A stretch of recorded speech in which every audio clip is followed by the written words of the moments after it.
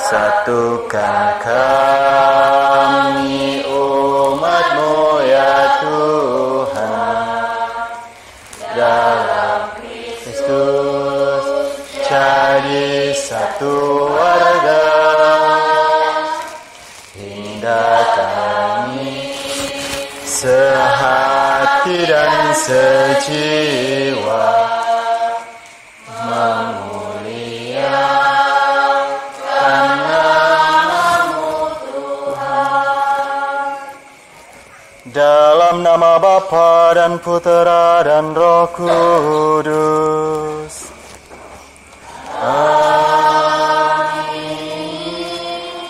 Semoga kasih karunia Tuhan Yesus Kristus, cinta kasih Allah dan persekutuan Roh Kudus beserta kita sekarang dan selama-lamanya. Bapak, Ibu, dan saudara-saudari yang terkasih di dalam Tuhan Yesus Kristus, selamat malam. Kasih karunia, berkat, dan rahmat dari Bapa yang Maha Kudus kiranya selalu tercurah atas jiwa dan raga kita, dan Roh Kudus yang bertahta dalam sanggar suci hati membangkitkan dalam diri kita iman, pengharapan, dan kasih, sehingga olehnya kita dibawanya berhasil dalam pengenalan akan Tuhan dan Juru Selamat kita, Yesus Kristus. Baginya lah kemuliaan sepanjang segala masa. Bapak, Ibu, dan saudara-saudari yang terkasih, pada malam hari ini kita kembali mengadakan pertemuan BKSN. Adapun tema daripada pertemuan kita yang keempat ini adalah pembaruan relasi dengan Allah. Namun sebelumnya sekali lagi kami mengucapkan terima kasih kepada Pak Akyong dan Bu Teres keluarga karena pada malam hari ini telah menyediakan tempat bagi kita semua sehingga kita dapat melaksanakan pendalaman kitab suci. Bapak, Ibu, dan saudara-saudari yang terkasih, bisa jadi kita pernah tergoda untuk mempertanyakan keyakinan iman kita karena kenyataan hidup sepertinya tidak sesuai dengan keyakinan iman kita itu. Orang fasik hidup sejahtera, sedangkan orang setia justru menderita. Masih adakah gunanya setia kepada Allah? Melalui Nabi Maleakhi, Allah menjawab pertanyaan kita. Allah menyatakan bahwa Ia memperhatikan perilaku setiap orang dan akan menghakimi setiap orang menurut perbuatan mereka. Kelak Allah akan membuat pembedaan yang sangat jelas antara orang benar dan orang jahat. Orang benar akan diselamatkan, sedangkan orang jahat akan dihukum. Dalam pertemuan keempat ini kita mau melihat bahwa Allah memanggil kita untuk memperbarui relasi dengannya melalui ketaatan terhadap perintah-perintahnya. Karena Ia menghendaki kita hidup bahagia, tidak saja di dunia sekarang ini, tapi juga di dunia yang akan datang. Oleh sebab itu, Bapak, Ibu, dan saudara-saudari yang terkasih, sebelum kita memasuki suasana pendalaman kitab suci yang lebih dalam, mari kita hening sejenak, kita sesali segala dosa dan kesalahan yang telah kita perbuat, sehingga pada malam hari ini kita pantas di dalam menggali kebenaran-kebenaran firman Tuhan.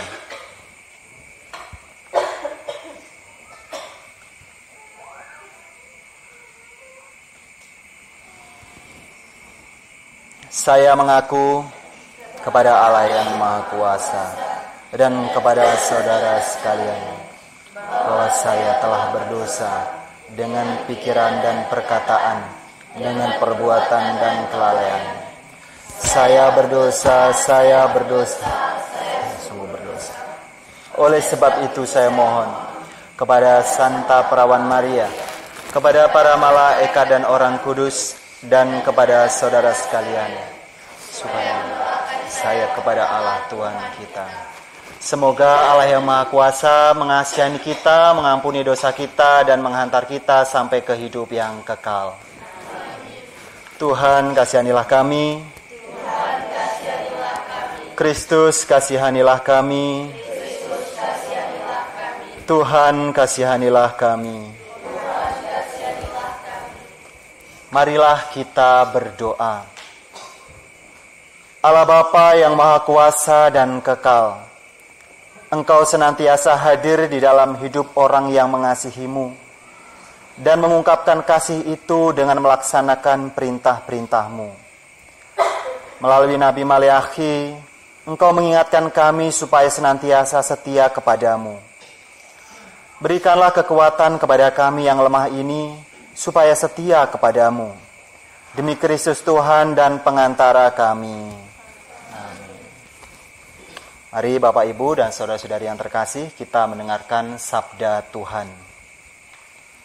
Bacaan dari kitab Maleakhi.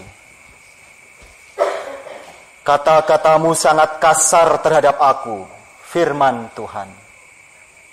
Tetapi kamu berkata, kata-kata kami yang mana melawanmu? Kamu berkata, sia-sialah beribadah kepada Allah. Apakah untungnya kita memelihara ketetapannya dan berjalan dengan pakaian kabung di hadapan Tuhan semesta alam? Sekarang kita menyebut orang sombong berbahagia. Orang yang berbuat fasik itu bukan saja beruntung, tetapi juga luput meskipun mereka mencobai Allah. Orang-orang yang takut akan Tuhan lalu berbicara satu kepada yang lain. Tuhan memperhatikan dan mendengarnya. Sebuah kitab peringatan yang ditulis di hadapannya bagi orang-orang yang takut akan Tuhan dan bagi yang menghormatinya. Mereka akan menjadi milik kesayanganku pada hari aku bertindak. Firman Tuhan semesta alam. Aku akan mengasihani mereka sama seperti seorang menyayangi anaknya yang melayani dia. Maka kamu akan kembali melihat perbedaan antara orang benar dan orang fasik, antara orang yang beribadah kepada Allah dan orang yang tidak beribadah kepadanya. Demikianlah sabda Tuhan. Baik Bapak Ibu dan saudara-saudari yang terkasih, setelah kita mendengarkan sabda Tuhan, mari kita hening sejenak, kita mencoba untuk memahami dan menggali kira-kira bacaan perikop kita pada malam hari ini berbicara mengenai apa, bercerita tentang apa. Mari kita baca ulang sekali lagi di dalam hati.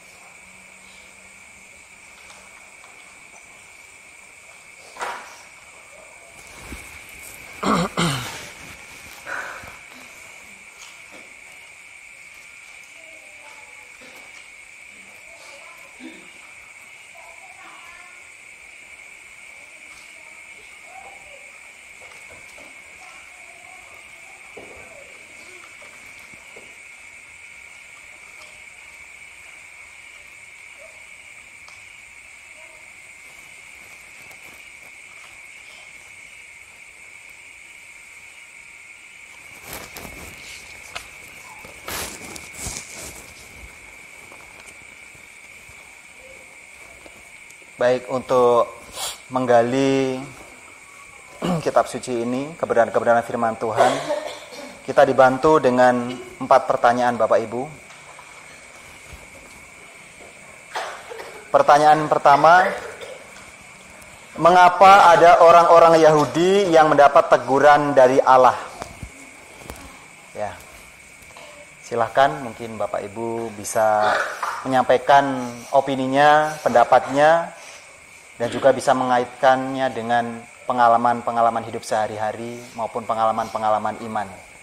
Silakan Bapak Ibu dan saudara-saudari yang terkasih serta adik-adik yang pada malam hari ini berkenan untuk hadir. Dipersilahkan untuk berpendapat dan juga untuk menyampaikan pengalaman-pengalaman hidupnya. Silakan.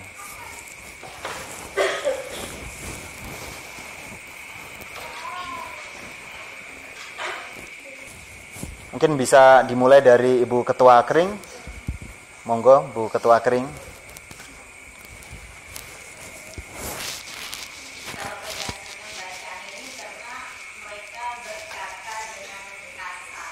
Oke.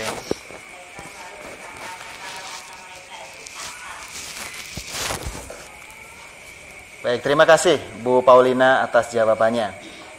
Jawaban Bu Paulina yang dibagikan kepada kita semua adalah karena orang-orang Yahudi pada waktu itu berbicara atau berkata-kata kasar. Berkata kasar kepada siapa? Ya tentunya berkata kasar kepada Allah itu sendiri, kepada Tuhan semesta alam. Mungkin ada jawaban lain Bapak Ibu? Silahkan.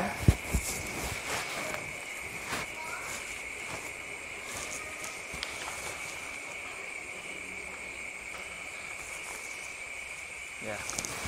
Karena nomor 1 itu memang sudah ada jawabannya berdasarkan ayat 13. Benar sebagaimana yang disampaikan oleh Bu Paulina, bahwa mengapa orang-orang Yahudi itu mendapat teguran dari Allah, itu karena mereka berkata-kata kasar terhadap Allah. Berkata-kata yang melawan Allah itu sendiri. Nah, untuk mengetahui kata-katanya apa, nah kita dibantu dengan pertanyaan yang kedua. Apa yang mereka katakan tentang Allah? Ya, silakan Bapak Ibu. Apa yang mereka katakan tentang Allah? Jadi perkataan-perkataan kasar kepada Allah tadi dalam hal apa begitu Bapak Ibu? Kira-kira. Silakan. Mungkin Pak Markus bisa. Belum. Ya, Bapak Ibu, jika kita menjawab berdasarkan ayat-ayat kitab suci dari pertanyaan kita yang kedua ini, apa yang mereka katakan tentang Allah, ya, perkataan kasar tadi, itu berdasarkan dari ayat 14 dan 15. Perkataan pertama mengatakan bahwa beribadah kepada Allah itu sia-sia, tidak ada untungnya. Dan yang kedua, berjalan dengan pakaian kabung di hadapan Tuhan semesta alam itu juga tidak ada faedahnya. Lalu yang ketiga, mereka menyebut bahwa orang sombong berbahagia. Orang yang berbuat fasik itu bukan saja beruntung, tetapi juga luput meskipun mereka mencobai Allah. Nah, di sini dikatakan orang fasik. Nah, sebenarnya apakah orang fasik ini orang yang tidak mengenal Tuhan? Apakah mereka sebenarnya sudah mengenal Tuhan? Ya. Perlu diketahui Bapak Ibu bahwa yang namanya orang fasik itu sebenarnya orang-orang yang beragama juga. Ada iman di dalam hatinya. Walaupun mungkin imannya suam-suam kuku. Jadi dia tidak serta-merta bisa dikatakan sebagai orang ateis, tidak. Karena kalau orang ateis kan memang tidak percaya akan adanya Tuhan. Tapi kalau orang fasik ini, dia percaya kepada Tuhan, namun dia tidak melaksanakan hukum-hukumnya, ketetapan-ketetapannya. Karena beberapa kali ayat-ayat di dalam kitab suci, terutama perjanjian lama itu kan memang ada percakapan antara orang-orang fasik dengan Tuhan. Jadi bisa dikatakan orang-orang fasik itu pun sebenarnya percaya kepada Tuhan, mengalami dinamika dengan Tuhan. Tapi mereka tidak melaksanakan kehendaknya. Malah menganggap ikut Tuhan itu ya tidak ada untungnya, seperti ini dikatakan. Beribadah kepada Tuhan itu tidak ada faedahnya. Nah, seperti itu. Itu adalah perkataan-perkataan yang kasar. Sebagaimana tadi juga dikontekstualkan baik oleh Bu Paulina maupun oleh Bu Teres. Oke. Kita lanjut ke pertanyaan ketiga, Bapak Ibu. Apa yang dikatakan oleh orang-orang benar tentang Allah? Nah, kalau tadi orang-orang fasik yang berkata, sekarang orang-orang benar yang berkata tentang Allah. Kira-kira apa yang dikatakan oleh orang-orang benar ini tentang Allah? Silakan Bapak Ibu. Kira-kira apa Bu Paulina yang dikatakan? Kalau kita artikan ini orang-orang benar ini dikontekskan ke dalam iman yang percaya dengan Tuhan.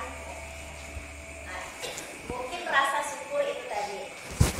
Kalau kita menganggap apa yang kita punya saat ini semuanya dari Tuhan. Kalau tanpa campur tangan Tuhan itu tidak akan mungkin mendapatkan apa-apa. Benar. Cuman kita ini kan sebagai manusia ini kadang-kadang memang tidak luput dari yang namanya dosa ya. Salah satunya tadi malas, sama saya juga. Kadang-kadang ada kalanya malas.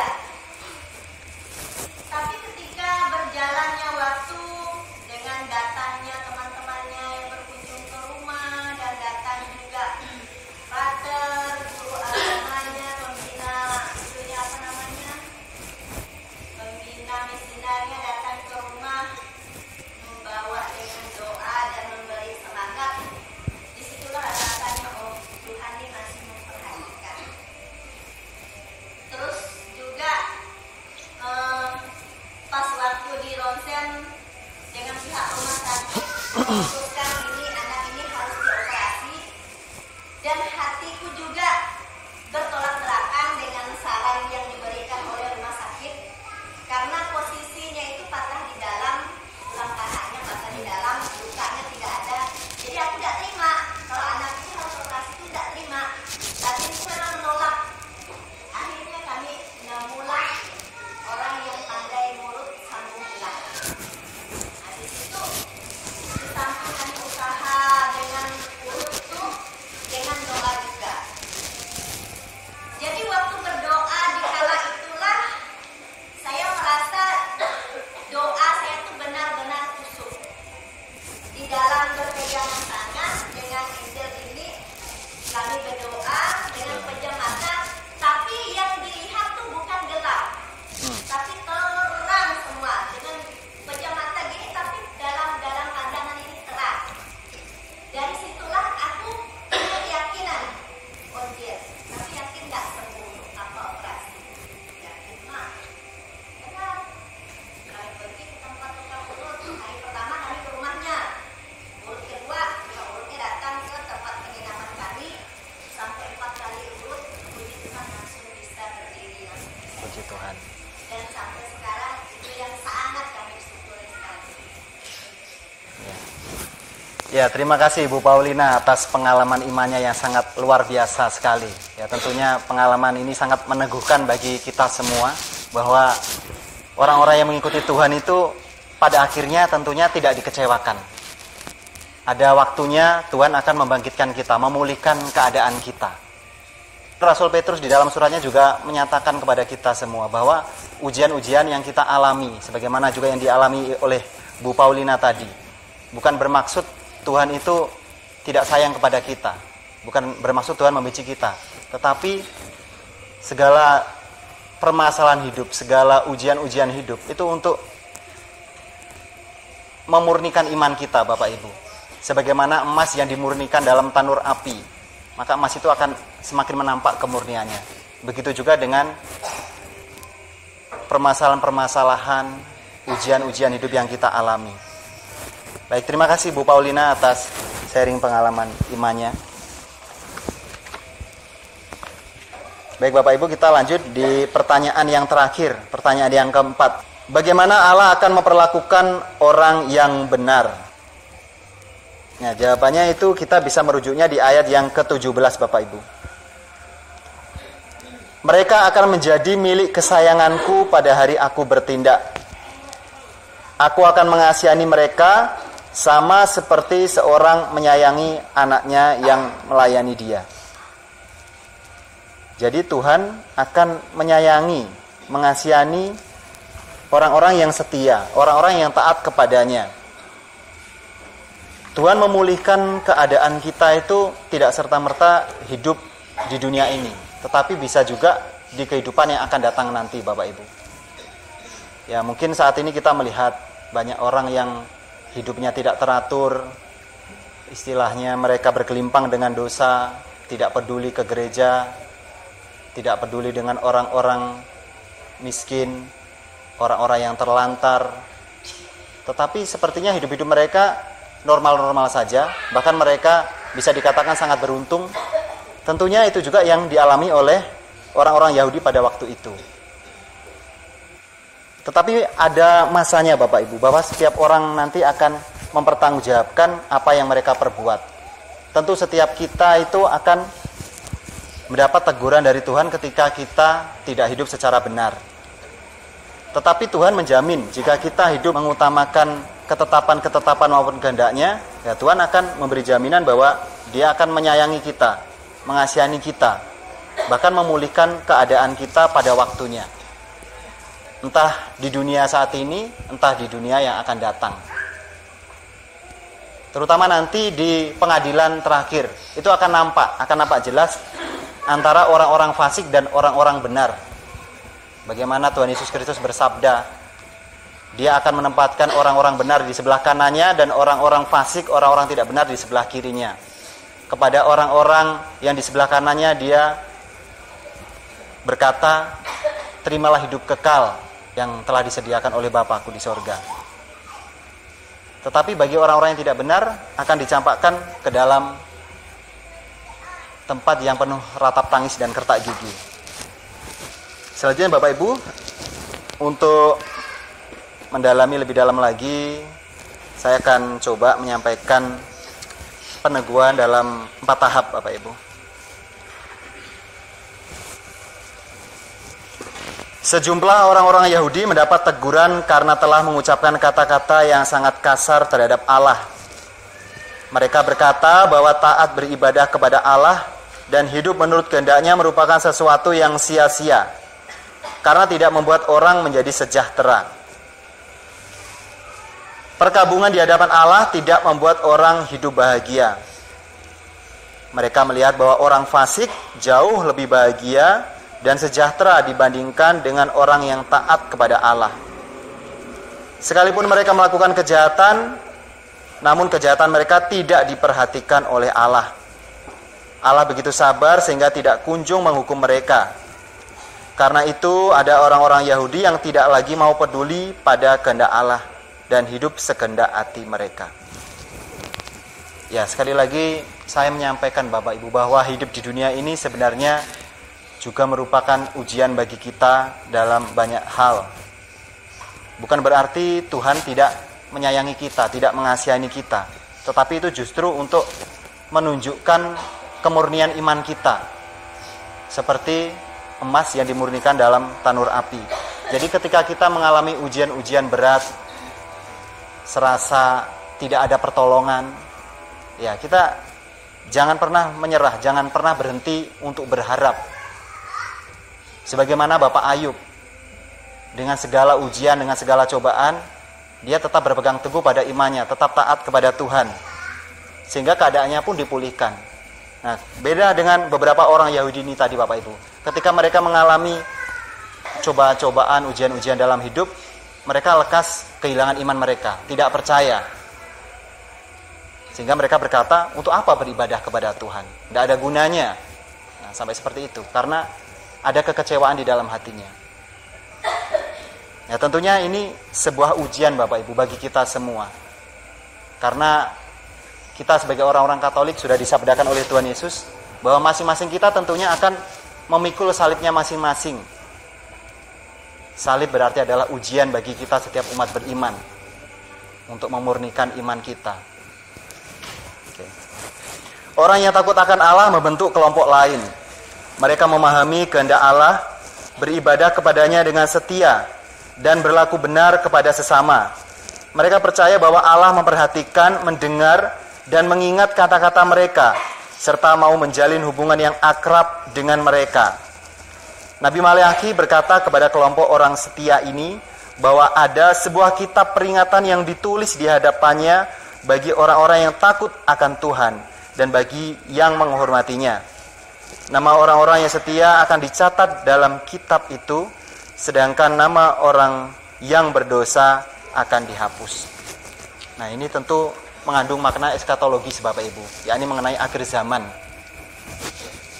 Bahwa di akhir zaman nanti akan dibuka sebuah kitab yang dinamakan kitab kehidupan ya. Kalau di dalam kitab Wahyu pasal 20 ayat 15 itu dikatakan sebagai kitab kehidupan.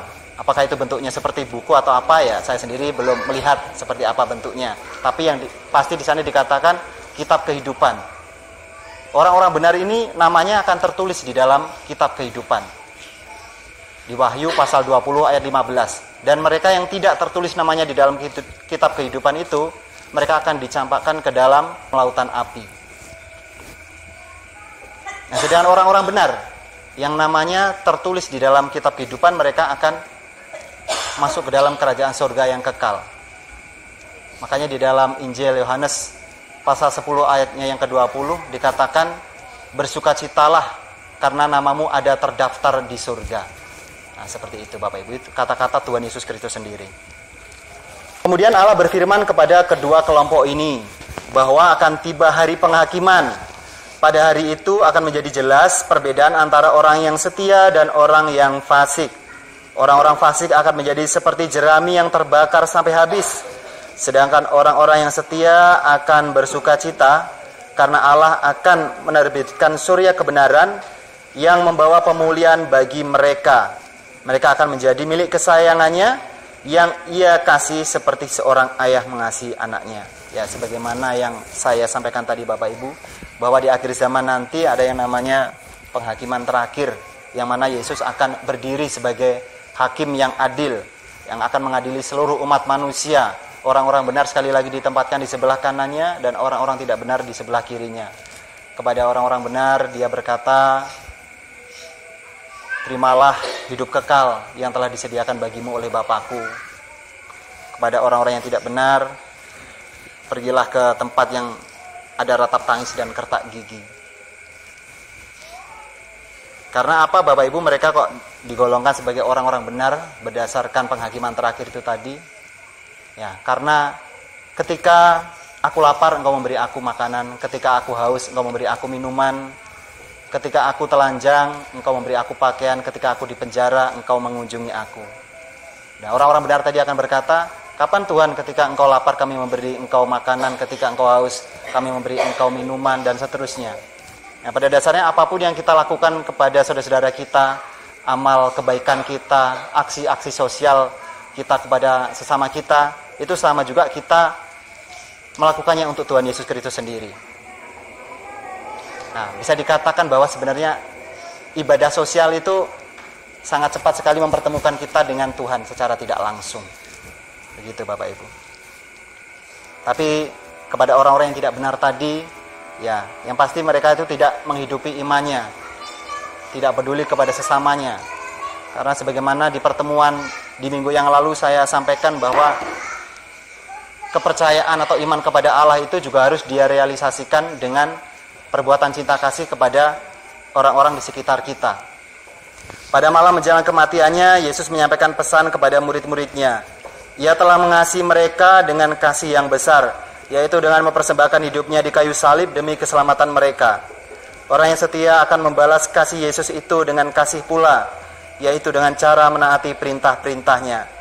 Perintah Yesus itu adalah supaya kamu saling mengasihi, seperti aku mengasihi kamu. Orang yang mengasihi Yesus selama di dunia ini tidak akan takut menghadap Dia dalam pengadilan akhir. Ia justru akan bergembira karena berjumpa dengan pribadi yang mengasihinya dan hidup bersama Dia di surga.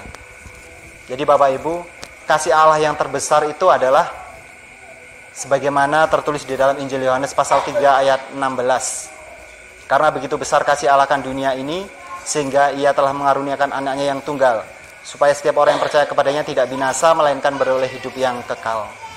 Jadi kasih Allah yang terbesar itu dengan Dia mengaruniakan Yesus Kristus sebagai pendamaian bagi dosa-dosa kita, sebagai juru selamat kita, supaya kita mendapatkan kehidupan kekal. Jika Allah sedemikian mengasihi kita, maka perlu kita menanggapi cinta kasih-Nya. Dengan apa? Tadi dikatakan oleh Yesus sendiri, supaya kita saling mengasihi satu sama lain, terutama saudara-saudari kita yang seiman.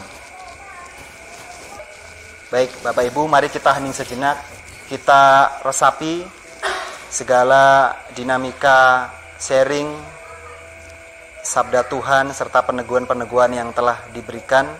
Semoga itu bisa semakin memperteguh iman keyakinan kita kepada Allah, dan apapun ujian maupun cobaan hidup yang kita alami, kita tidak pernah mengalami yang namanya keputusasaan, tapi senantiasa mengandalkan Tuhan dalam seluruh aspek hidup kita.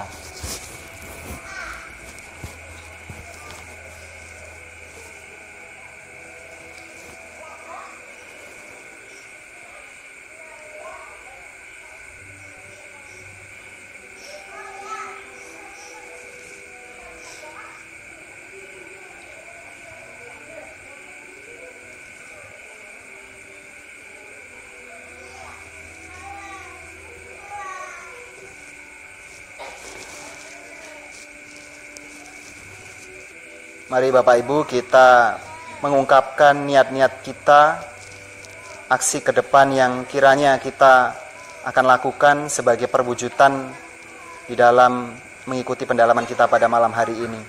Kita dibantu dengan 2 pertanyaan. Cukup pertanyaan ini dijawab di dalam hati Bapak Ibu sekalian.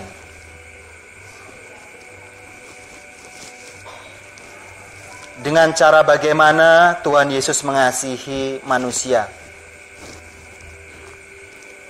dan dengan cara bagaimana Anda mengasihinya.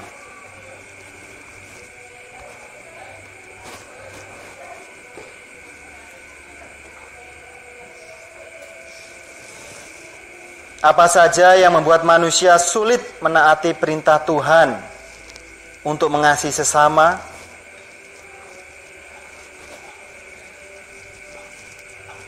Bagaimana mengatasinya?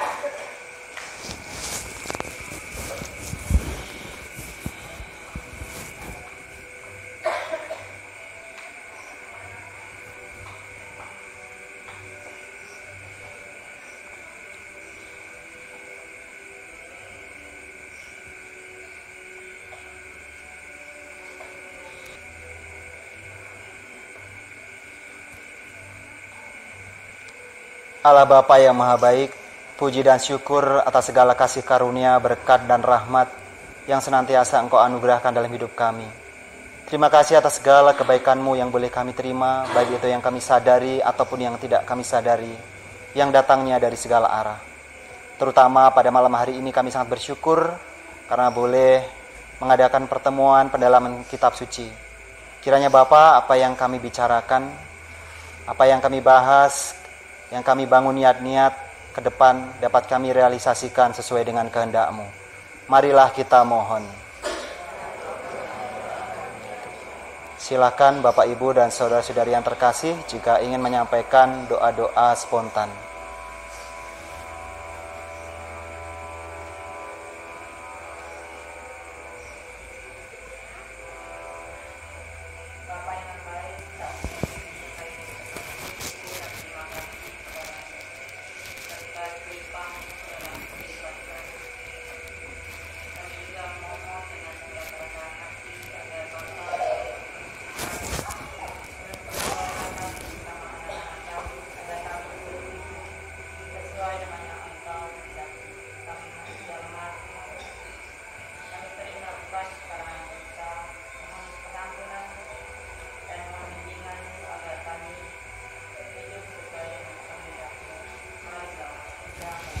Kabulkanlah doa kami ya Tuhan.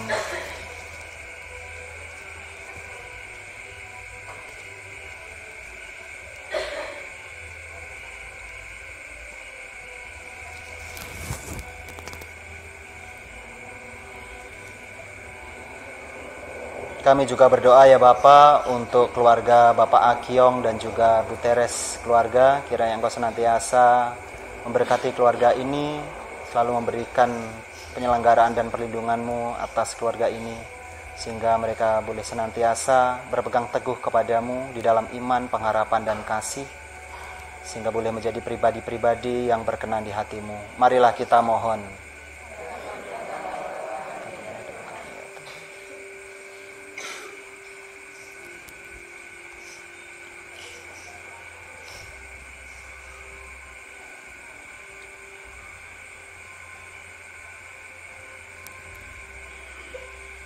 Bapa yang Maha Baik, kami juga berdoa bagi saudara-saudari kami yang saat ini mungkin mereka kehilangan imannya, ragu-ragu di dalam imannya. Kiranya Engkau berkenan meneguhkan mereka, menuntun mereka dengan Roh Kudus-Mu, supaya mereka boleh kembali kepada jalur iman.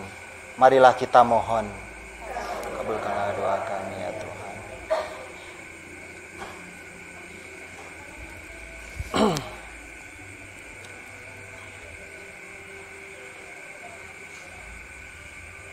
Bapa yang Maha Baik, kami juga berdoa bagi saudara-saudari kami yang saat ini sedang sakit, terutama anak kami Alessandro Michael Pramudia yang saat ini sedang dirawat di rumah sakit. Kiranya Engkau memberinya kesembuhan sehingga dia dapat kembali pulih seperti biasa, penuh keceriaan dan keaktifan. Marilah kita mohon. Kabulkanlah doa kami ya Tuhan.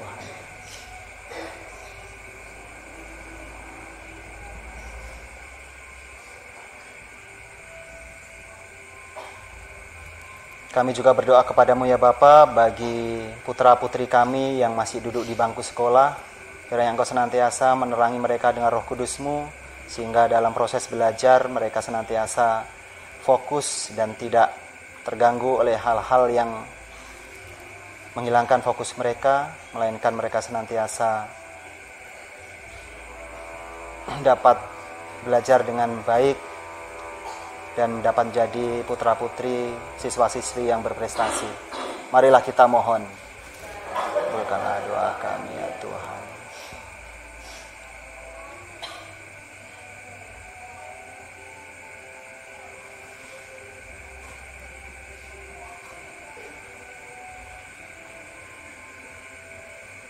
Demikian ya Bapa, doa-doa yang boleh kami haturkan pada malam hari ini, kiranya Engkau berkenan mengabulkannya.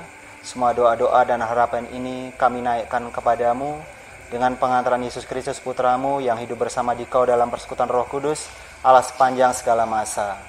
Amin. Marilah Bapak, Ibu, dan saudara-saudari yang terkasih, kita satukan doa-doa, harapan-harapan kita dengan doa yang diajarkan oleh Tuhan Yesus Kristus sendiri kepada kita. Bapa kami yang ada di surga, dimuliakanlah namamu, datanglah kerajaanmu, jadilah kehendak-Mu di atas bumi seperti di dalam surga. Berilah kami rezeki pada hari ini, dan ampunilah kesalahan kami, seperti kami pun mengampuni yang bersalah kepada kami.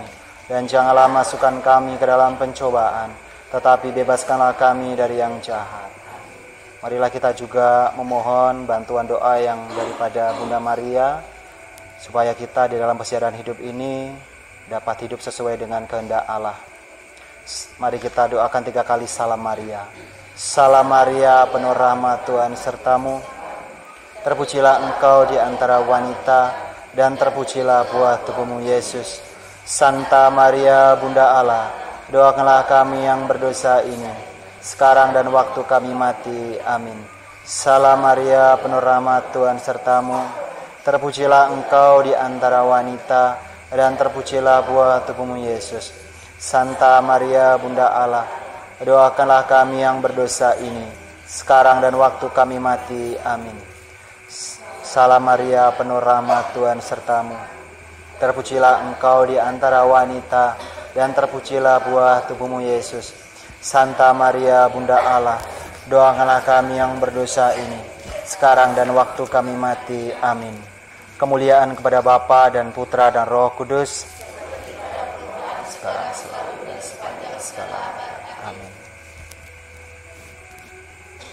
Doa penutup. Marilah kita berdoa. Allah yang Maha Kuasa, kami telah merenungkan sabda-Mu yang mengingatkan kami untuk mengasihi-Mu dan mengungkapkan kasih itu dengan menaati sabda-Mu. Engkau adalah sumber pembaruan hidup kami. Bantulah kami mengatasi kerapuan kami, serta berjuang mengatasi segala tantangan untuk hidup sesuai dengan kehendak-Mu. Demi Kristus Tuhan dan pengantara kami. Amin. Marilah kita memohon berkat Tuhan. Mohon pastor untuk memberkati kami semua. Dan bersama rohmu.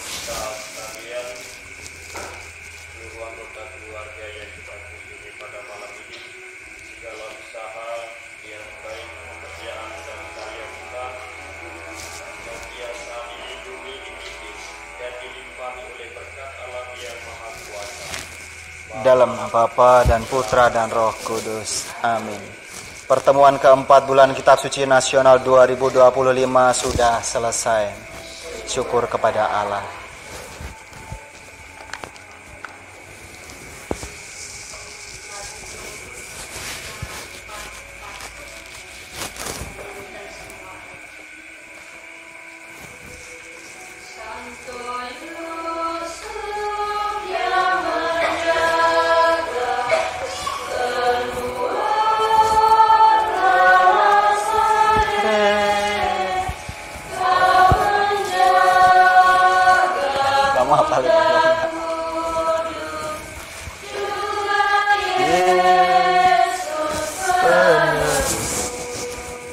Sudah kamu foto belum tadi? Sudah kamu foto? Belum.